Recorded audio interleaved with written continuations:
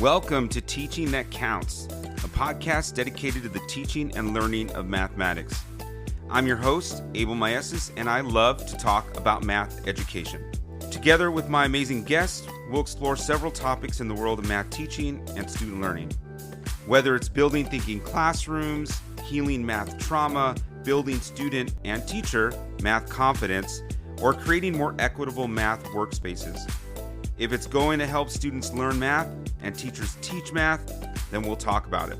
So if you're a teacher, a parent like me, admin, or a coach like me, I hope you find something that can inspire you and help build your practice listening to this podcast. You can always find us online at www.teachingthatcountspodcast.com. Yeah, I know that's long, but hey, that's the URL.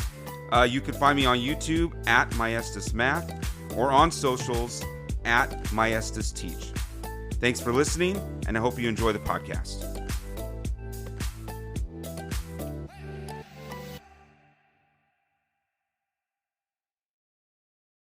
Well, welcome to another episode of Teaching That Counts. I'm so glad you can join me today. And the last episode I talked about in the intro, I talked about my trip to Bakersfield, California, just south of where I am, to the California Math Council Symposium, Central Area Symposium, and I talked about just a couple of things that I learned, a couple of things that I was excited about, and the chance to do a session, to present a session with my colleague, Christina Rubalcaba, out of the Stanislaus County Office of Education. And it was just a wonderful event. Her and I presented on using students' funds of knowledge and student voice to drive deep learning, deep mathematical learning. And we had a really good session. We had teachers up at, of course, anything I do, I'm going to have teachers up at whiteboards. So we had teachers up at whiteboards. We had the opportunity to show some video of me teaching a class, me doing some consolidation, and asking students to share their thoughts and their thinking and their what they come in to class with and what they were showing. Then we also got a chance to listen to some students and student interviews. So it was a great session, and I'm looking forward to doing the similar session at NCTM, the NCTM annual exposition in Chicago in September or October, somewhere around there. So Christine and I will be presenting again there. So if you're listening and you're coming to NCTM annual exposition in Chicago, check us out. It's going to be a great session, and I encourage everyone that can to come. Get a chance to get up on those whiteboards. So today in this episode, I have the opportunity to talk to one of my colleagues here, our wonderful math teacher at our continuation school. Her name is Diana Andrade, and she's just a wonderful teacher. She's been on this building thinking classroom journey over the last couple of years. Started with that book. You might, if you listen to this podcast on a regular basis, you'll recall her voice. It'll sound familiar from the first season. She was part of that book study when we read through Building Thinking Classrooms, and we talked about it. So she's been doing this for a few years. She's been having to enjoy the teaching and the learning that her students, the teaching that she's giving and the learning that her students are getting at a continuation high school. So these kids, they weren't successful in a traditional comprehensive school, so now they're in a continuation school, and they're thriving. She's doing great. She's enjoying her teaching. So we have a chance to talk about. Well, we talk about our trip to Bakersfield and CMC Central. There were great sessions. She talks about some great sessions she went to.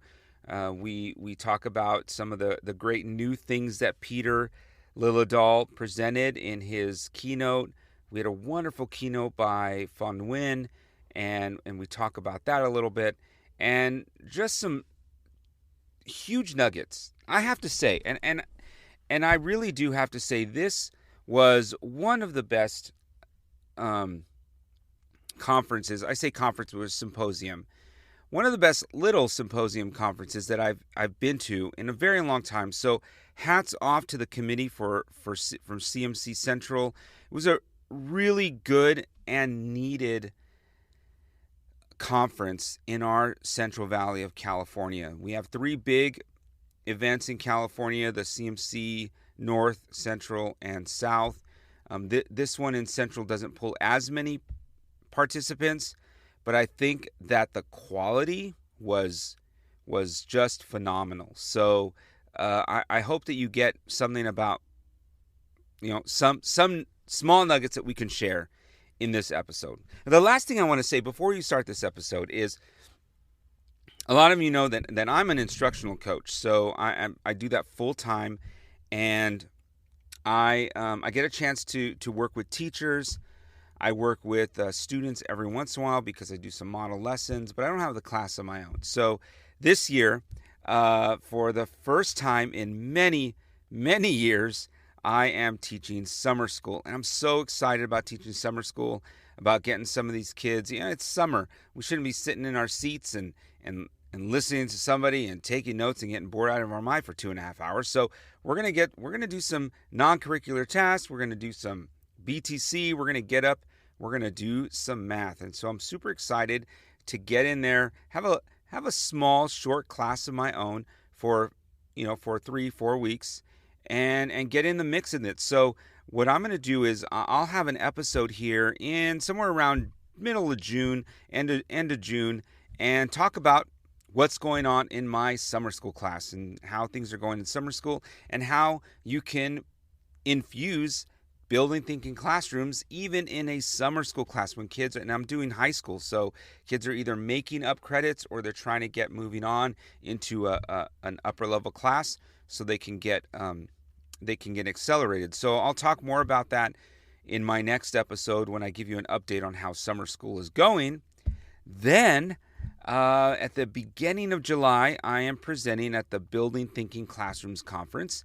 So come, if you're listening to this and you're a listener and you come to the BTC conference in Phoenix, I will be presenting with a teacher here from our district, where we have been thin slicing the illustrative math curriculum for 6, 7, and 8. So we're gonna show you how to get in there and take your curriculum and thin slice it, to do some thin slicing of your own, and how that can work with your students. This teacher is killing it. So I'm super excited for her to come and share all of what she's been doing with her kids and how you can do it too. So just some things that are coming up. I'm really excited for our listeners to listen. Those of you that are coming to each of those conferences, hey, come check us out.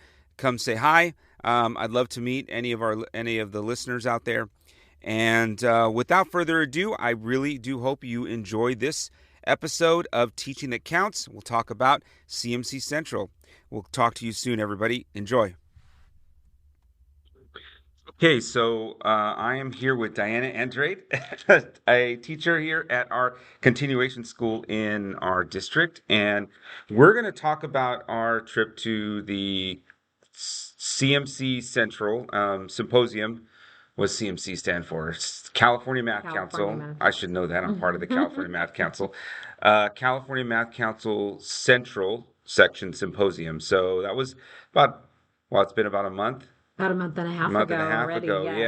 Yeah. And things have just come up. Like I think I was sick, and then you were sick, and it's just that appointments and stuff. So I'm happy that we finally get together to talk about what we experienced that week, or those 3 days. I got to present, and that was pretty cool. I'm looking forward to doing the same presentation at NCTM National, the exposition in Chicago. So we're going to do a similar thing there.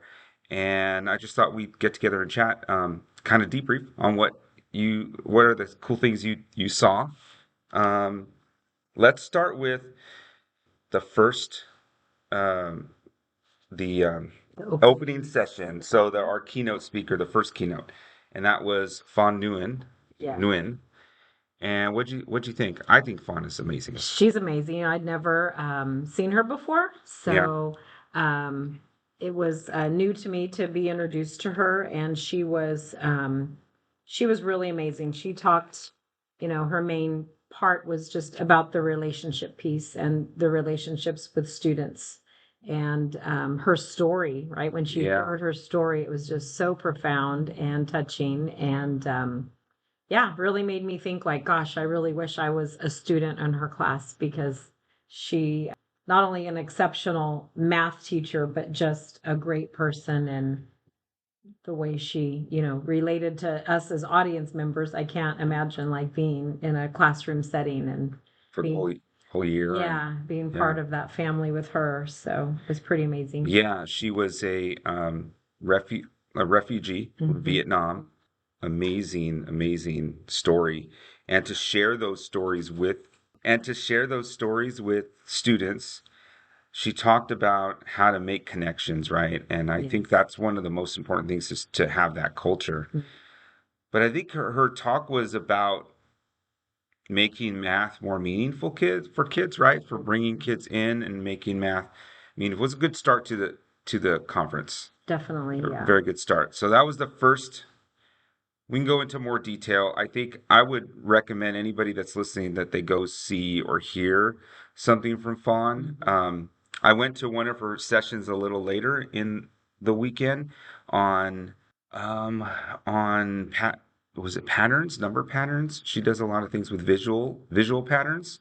And so she's really big on visual patterns and getting kids to look at and discover and experience visual patterns as a means to get into the math, which really blew my mind, because there were some things I was like, well, I didn't even know that with those visual patterns. So she's got a whole website. You can go check it out, fawnnguyen.com, I think it is actually.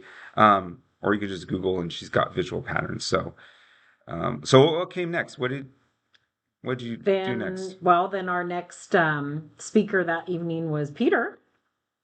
Oh, we had two speakers that evening. Oh, okay. Yeah, we That's did. right. And he came up and just prefaced the weekend and the sessions that he was going to be doing, and in true Peter fashion, made us all laugh, and That's right. Had some comedy and humor in there. Right after Fawn made us cry. Yeah, several times. Yeah, she made us cry and laugh. And laugh. Yeah, she was great. She was great. So emotions were all over the place and with her. And then Peter came on and just kind of talked about what we were going to be doing and his work, and exciting to hear from him again, because that's the second time now I got to see him in person. So. Yeah. And I didn't get a chance to go to any of his sessions or Fawn's. So unfortunately, I just the times didn't work out with some of the other sessions that I wanted to see. So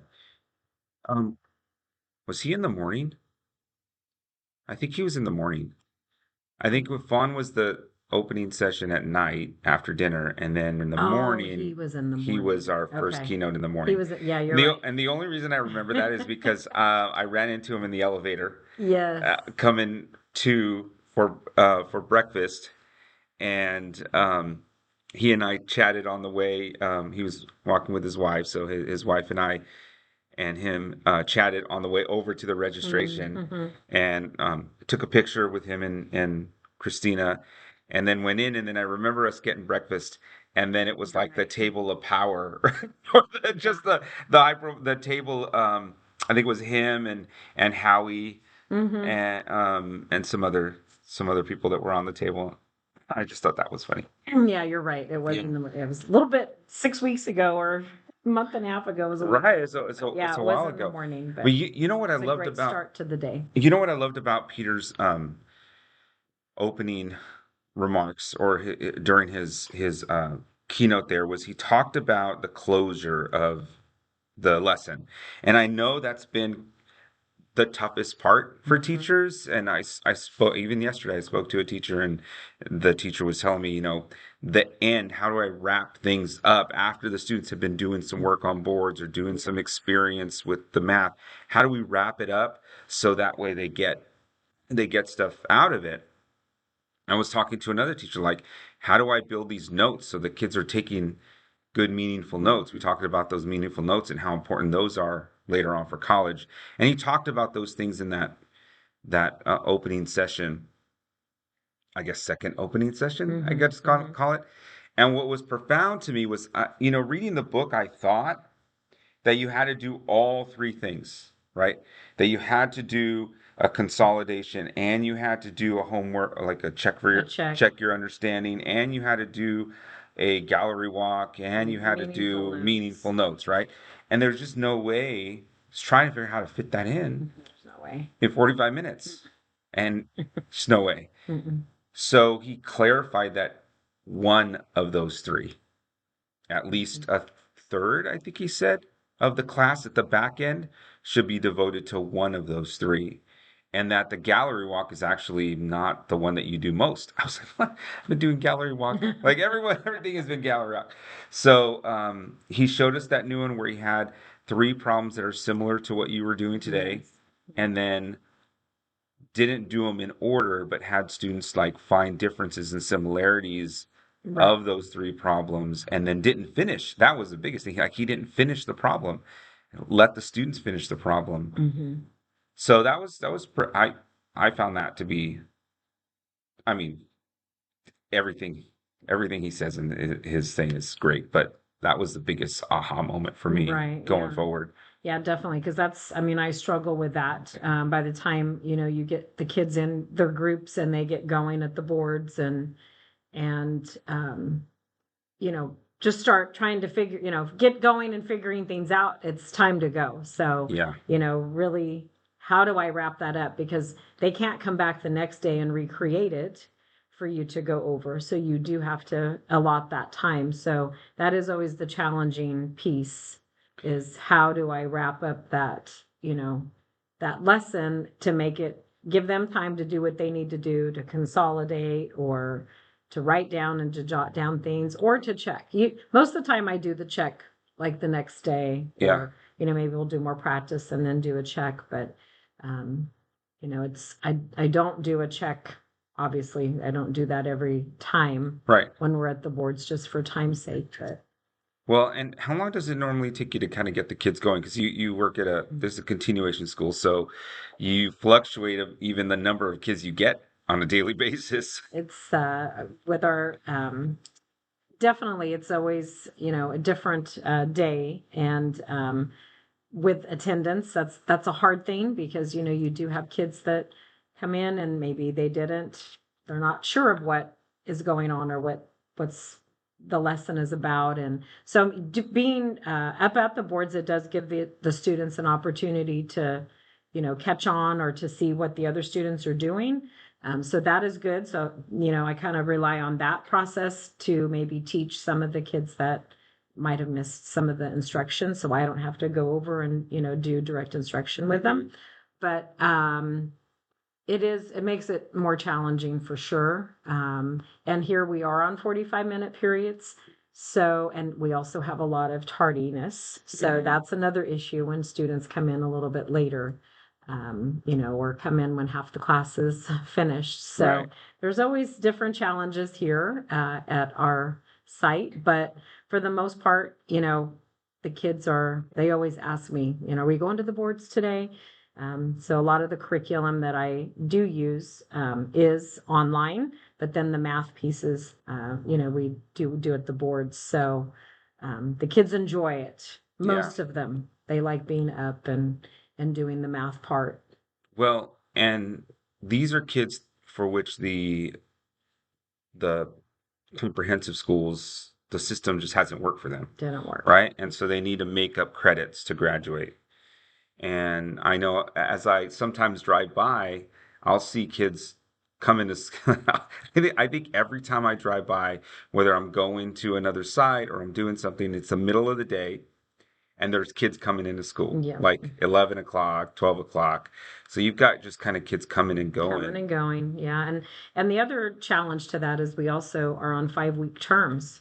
So we not only have kids coming and going throughout the day, but we have new students coming in every 5 weeks, and students that we have maybe graduating and finishing, or earning all their math credits and then going on to other classes. So Yeah. our rosters are constantly changing. So that is a little bit of a challenge as well, where, I need to do that training and go over those expectations at the beginning of the term for all Every of the new time. students. So Yeah. some unique things here at Argus. Yeah. Well, you're going to become an expert at like getting the culture moving if you have to do it that often. Have to do it that often, yeah. And, some of the students that come from the comprehensives, I can tell they're used to it. So there are some math classes, and teachers at our feeder schools that are already implementing some Right. BTC. So some students are definitely used to it, and then there's some that are reluctant still. So, Yeah.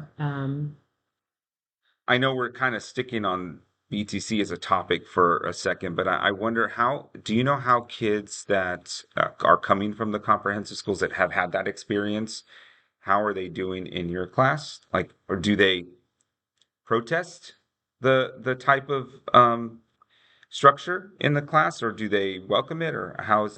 For the most part, the students who come in, they welcome it. But, there's always some reluctance. It's a new school, it's a new, teacher, a new classroom, different students in the class. So there might be some hesitancy at first. I have some kids that aren't. They just jump right in and go for it, whether that's something they're used to or part of their personality and the way they like to learn.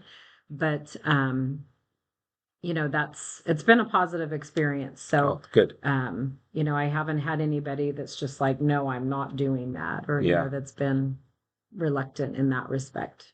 Yeah, and I think some teachers are apprehensive teaching at a continuation school or an alternative setting because they fear it's going to be like that. Like, I'm not doing, like, just a lot of defiance and a lot of, I'm not doing the things you want me to do. Yeah, well, I was at a comprehensive site, not in this district, but for 21 years. So jumping over to continuation school in the alt ed world 2 years ago, I don't find it a lot different, to be honest, here at Argus. So, you're going to get students who are reluctant in any setting.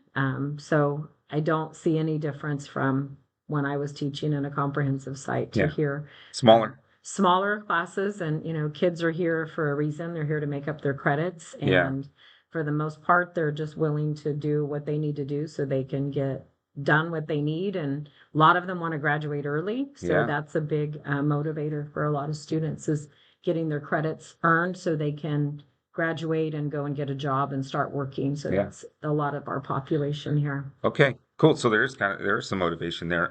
Definitely. So let's get back to the conference. What else did you tell me about some sessions that you went to? Perfect. The first session that I went to was from Pam Harris. Ooh, Pam is awesome. Yes, and again, this was new to me. So, I've been teaching 23 years, and Yeah. I like to go to these conferences because there's always new things that I learn, or things that are like, oh yeah, I used to do that, and you forget about, right, over the years. So Pam, if you don't know her, she's the math is figure outable. If you just Google that, she will pop up. Again, another really good story of how she got into this type of teaching and her research, and it all stemmed from her own children, as far as just talking to them about what they were learning, or how what she was seeing with them do with math, and it led her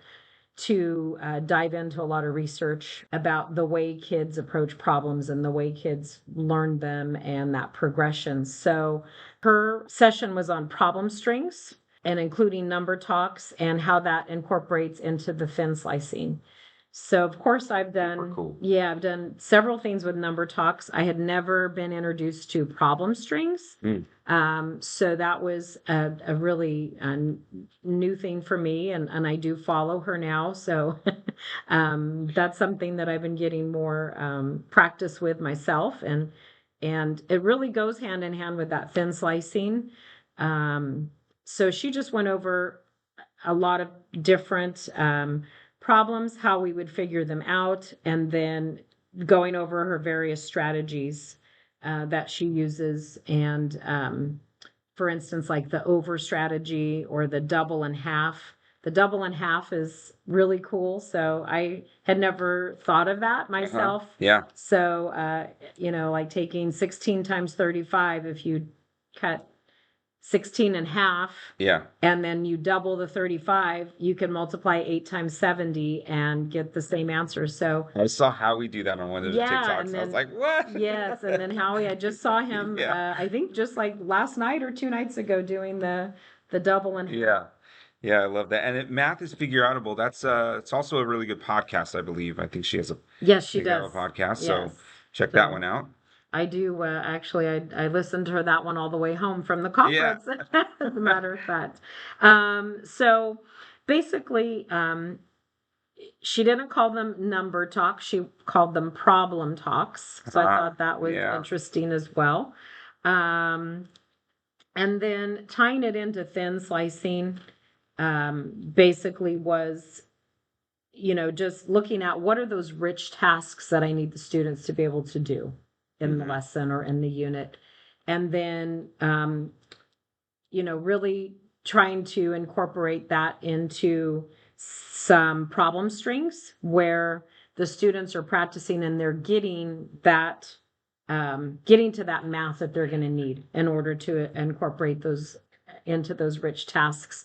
And I did ask her, there's I always struggle with just putting kids up at the boards to struggle, right? Especially at a continuation school, Right. where they're going to be like, I don't know, I give up, or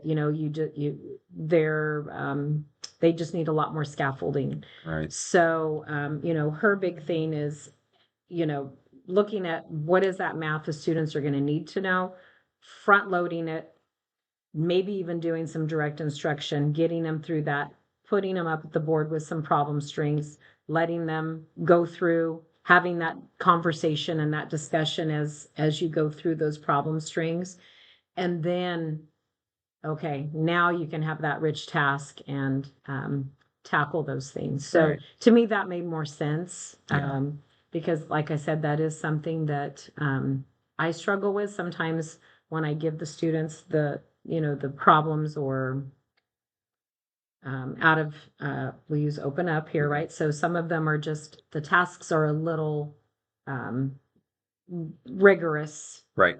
for where they're entering.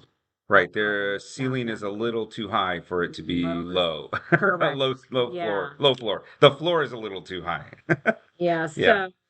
So anyway, that was an aha for me, Yeah. definitely. Yeah, I was in a class doing a model lesson not too long ago, and students had not seen inverse signs, inverse trig functions. They have never solved a triangle that needed an angle to solve an angle for a right triangle. But they had done sides. They had done Pythagorean theorem. They had done sine, cosine, tangent to solve a side, but they've never seen the inverse. So this was supposed to be review for our CASP, which is the state testing here in California. But these students hadn't done that work before because they either missed the instruction or somehow in the previous course. So I gave them a sheet of paper that had all of the inverse sine operations, like how to basically it was like an example, but not an example. It just had the definitions of what inverse is and how to find an angle, right? So I gave them a sheet of paper that they can use. It had all the definitions on. And then, so that was the first thing I gave them. I said, recall this information. If you don't know it, here's some more information for you. And then we thin sliced, starting with trig problems to find the sides using sine, cosine, tangent. So they went and they picked up a problem. They did one, they went to the other, and then by the fourth problem, they were on an angle. They had to find an angle. And you saw it like at the beginning, they were like, okay, I remember this. They're looking at Desmos, they're doing some work on it. Then they get to that one, and you can see just like Breaks. the break, right? They were like just super fast, and then breaks. And what we noticed, and when we talked to the teachers as we started doing it, they were like, yeah, the kids don't know how to do that. I'm like, okay, that's great to know. Shouldn't we teach that first? Well, no, we don't. I want to see where the kids go. So I kind of always go in with the idea of, well, let me see what the kids can do. But I wouldn't have given them that angle one cold without giving them something to start with. So they built up a lot of confidence with those right triangles. And then you can see almost every group stopped. And then they started trying things. One group had Pythagorean theorem up. One group had their trig function, but they had like an X in the angle. They didn't know what to do with it. So they were trying things and they were trying to figure out, they were in Desmos trying to like put stuff in. And so, only one kid says, I don't know, I give up. I said, well, don't give up. Take a look at your paper. Is there anything on your paper that might help you figure out what to do? And about 3 groups figured it out on their own. Like they saw it, they looked at their paper, they went to Desmos, they noticed that there was a function in there, they did it, and they said, oh, that must be how you used it. We must be going the opposite way. And so when we had that discussion, we talked about like going the opposite ways. Really, we're not taking opposites, we're doing what we do in inverse. And so they were able to figure it out without me having to tell them what to do. And I just solidified the idea of what an inverse trig function was. But it was interesting to see the teachers see that, oh yeah, there was some struggle. Now there's the struggle. Like you saw the students struggling, but they were trying new things because they were set up with some confidence before then. And I think that's kind of what you're going with here, is that whatever that task is, the students need to be able to access that task. And if there's any mathematics in that task that they don't, or skills that they need before accessing, that could be direct, like we can direct instruction, or we can do a lesson before that. You don't really have that much time here at this school, so you would direct instruction that piece. And then that still doesn't take away from the integrity of the productive struggle that they're going to make to get to the next concept. And I like the idea that you gave them the little cheat sheet. Yeah. So that's something that, I need to think about doing as well. Like, can I incorporate something where I can just give them a little cheat sheet so they're like, oh, okay, well, let's look at this. So yeah, that's a great idea. They can use AI. Yeah, right? True. Ask AI. Yeah. What do I do? What do I do to find it? Like they always, they're Googling. Right, they're Googling. So utilizing their resources, we want to make sure, Howie's, I think it was either Howie Hua, or I know I'm mentioning him so much, but it was either him or somebody that said, your classroom needs to be something different than what they can just find on Google or YouTube. And I kind of related to AI in that, what can't AI do that my students can? And that is be creative and be a thinker. And so that's what I want students to do. Yeah, awesome. So what else we got? Well, speaking of Howie, yeah, my next one was I would go and visit Howie, and that's the second time I've seen Howie. So, but there was a lot of new tricks that he had, and basically it's just a lot of fun things that you can do with your students to get them interested in the mathematics, and to make them see it a different way, and make them realize, hey, this actually can be fun. And whether it's patterns or card tricks or just cool things that he does with, numbers and the way that you can, one of the subtracting without borrowing, right? I had never seen that.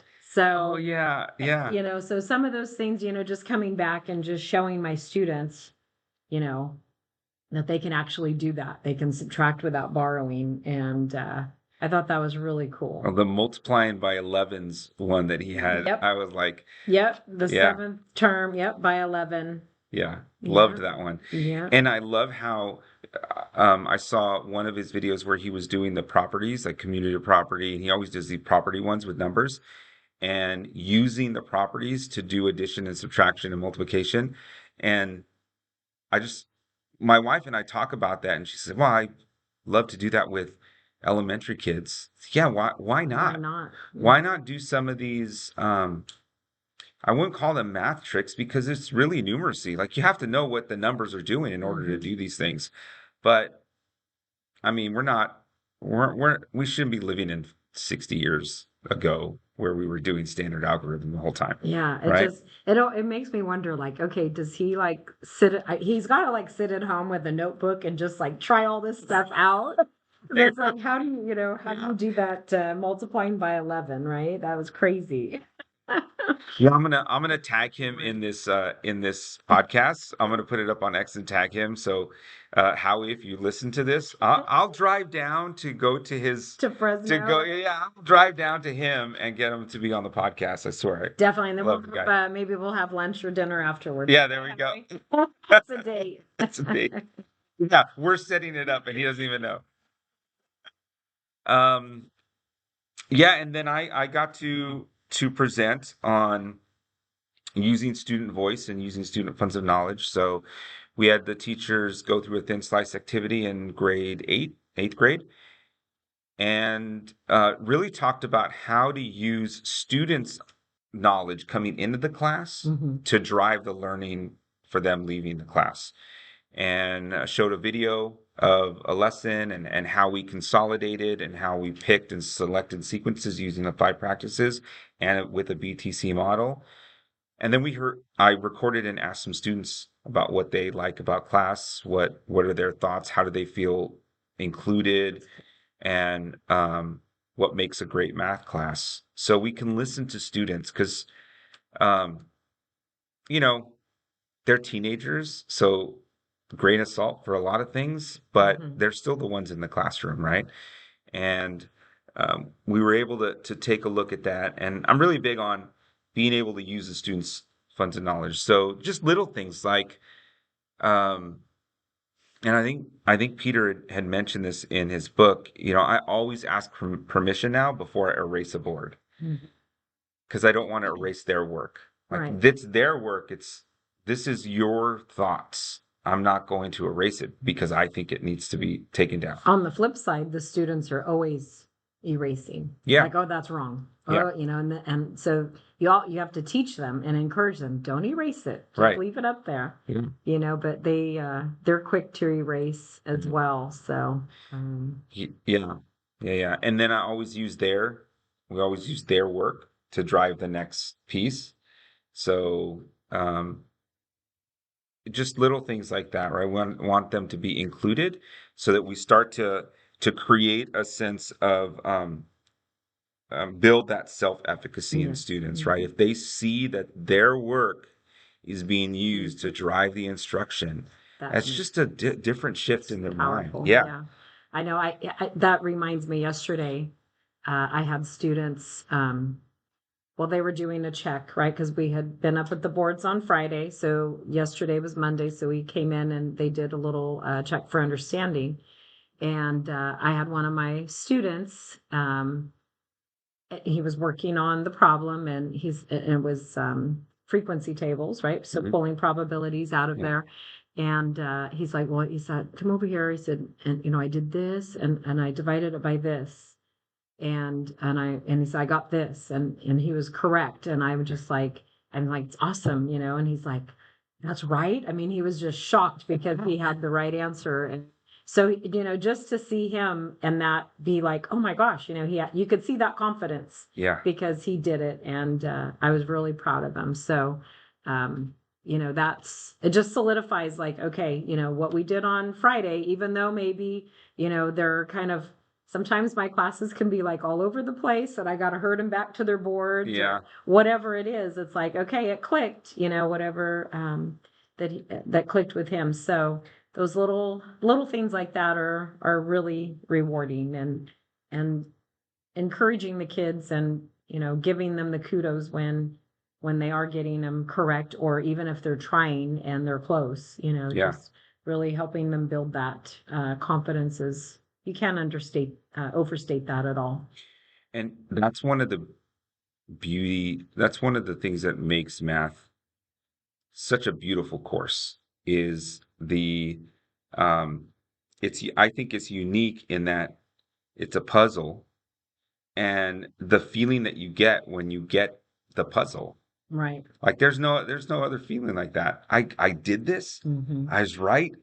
I'm like just that built of confidence that you get when you do something and you have that accomplishment, Right. that feeling of accomplishment. And I know if there are other people listening that don't teach math and are listening to this, they're like, oh, we do that in science and in English. I just I guess being a math teacher, I see it so much. Like kids, I just would love the world to stop saying I'm not good at math. Right. Well, I think that goes, with that, because you hear so much, well, I hate math, or I've never been good at it, or, and like you said, so when they do figure out a puzzle or they see a pattern, it's like, wow, so those things need to be celebrated. Yeah. Um, Like I can do this. I can do this. Yeah.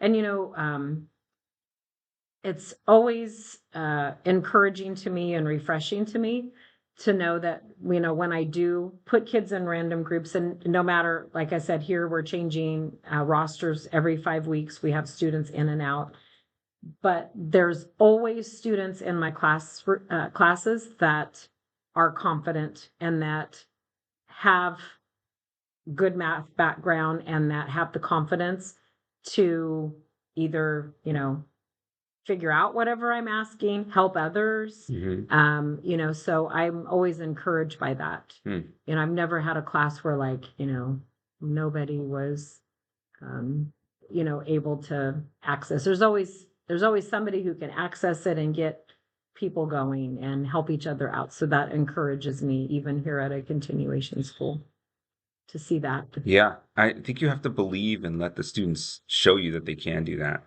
Because I think a lot of people outside the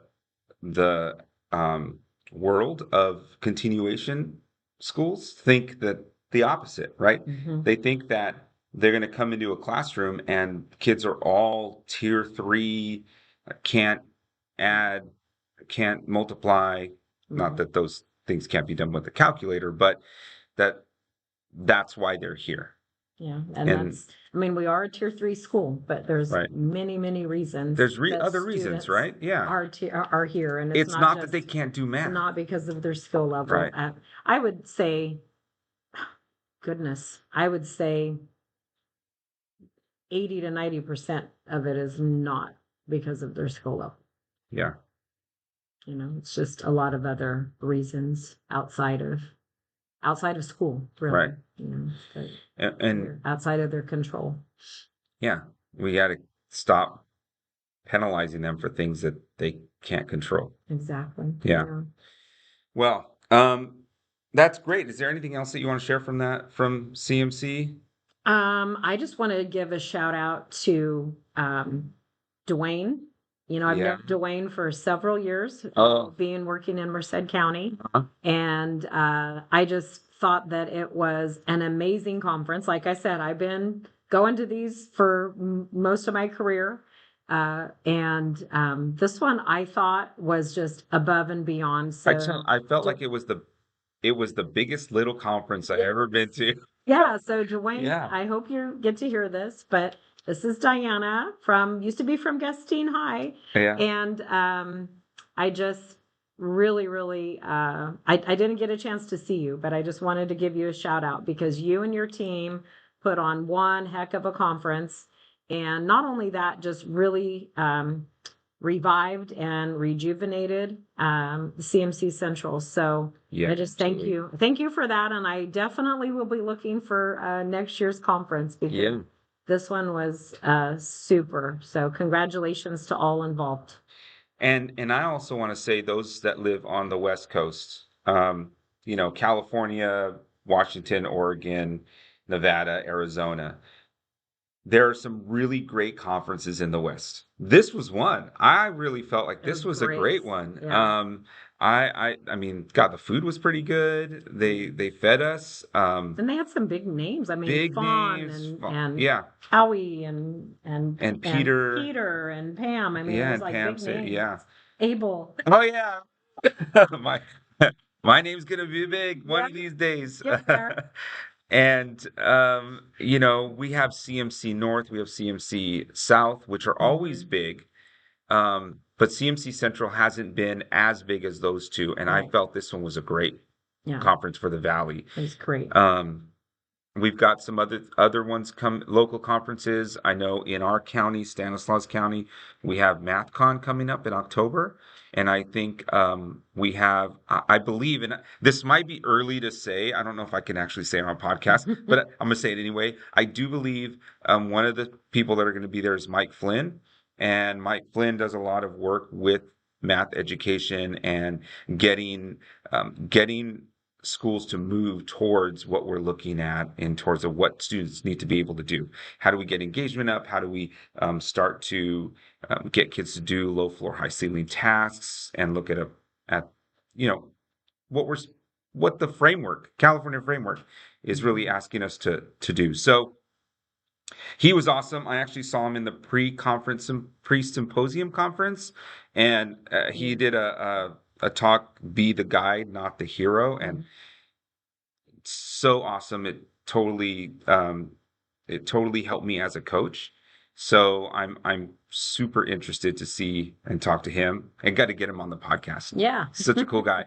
So all these really great conferences. There's a Building Thinking Classroom conference that's coming up in July. Phoenix, right? In Phoenix, Yep. yeah, I know it's the best time to go to Phoenix is right before 4th of July. I know it sounds a little sarcastic. I'm sure people that are listening to this in Phoenix are like, hey, but I'm actually pretty excited. I don't know how much time I'm going to spend outside, but I'm excited I'll be presenting at that one too. So That's awesome.